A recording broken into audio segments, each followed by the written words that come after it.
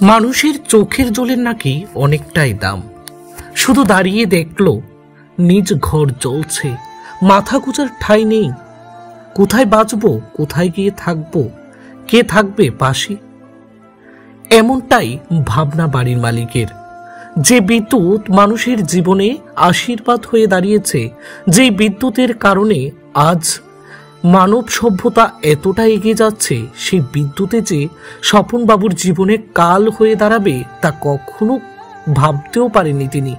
বিদ্যুৎ কেড়ে নিল মাথা গোজার ঠাঁই, কান্নার রোল বাড়িতে। এই ঘটনায় আতঙ্কের পাশাপাশি চাঞ্চল্য জনমনে। বিধ্বংসী অগ্নিকাণ্ডের ঘটনায় পুড়ে ছাই বসতঘর সহ সমস্ত কাগজপত্র, টাকা পয়সা কিছুই রক্ষা করা যায়নি। অগ্নি দেবতার রুষ্টতা যেন কমেনি চোখের জলেও। খবর পেয়ে ছুটে যায় বিলোনিয়া অগ্নি নির্বাপক দপ্তরের একটি ইঞ্জিন। দপ্তরের কর্মীরা আগুন নিয়ন্ত্রণে আনলেও রক্ষা করতে পারেনি বসতঘর। ঘরের সব জিনিসপত্র পুড়ে ছাই হয়ে যায়।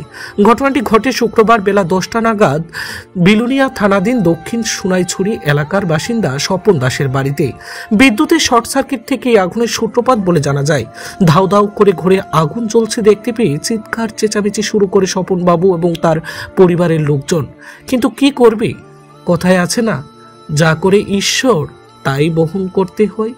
ঈশ্বরের উপর যে আর কেউই কিছু করতে পারবে না। এভাবেই দেখতে দেখতে চোখের জলের মাধ্যমে সব কিছু নিভে গেল স্বপন বাবুর। সত্যি বেদনাদায়ক। অসহায় এই পরিবারের প্রতি রাজ্য সরকার এখন সঠিক দৃষ্টিভঙ্গি দেখ, এটাই চাইছে করজোড়ে প্রার্থনা করে, যে আগুনের লেলিহান শিখায় ক্ষতিগ্রস্ত হওয়া স্বপন বাবু। Bureau report, north east 24 news. নাম কি? স্বপন দাস। কি হয়েছে? এই গ্যাংয়ের থেকে আগুন লাগিয়ে, কারেন্টের গ্যাংয়ের থেকে ব্রাশ বাজা। তারপর এরপরে আমরা দেখি যে কারেন্টের আগুন জ্বলে, গ্যাংয়ের কিন্তু আমরা ভিতরে ঢুকতে পারিনি। এরপরে এই সব বইটা চলে গেছে, সব ঘুরা ঘরটা। ক্ষয়ক্ষতি কেমন হয়েছে আপনার? ক্ষয়ক্ষতি 35 লাখ টাকার মতো ক্ষয়ক্ষতি হয়েছে। ক্যাশ টাকা আসলে না? ক্যাশ টাকা 2 লাখ টাকা আসলে। এখন কি চাইতেছেন আপনি? আমি চাইতেছি মাননীয় মুখ্যমন্ত্রীর কাছে আবেদন করতে আছি, আমার জন্য একটু সাহায্য করে। আপনার পেশা কি করেন? পেশা আমি চাকরি করি। কিসের? এগ্রিকালচারে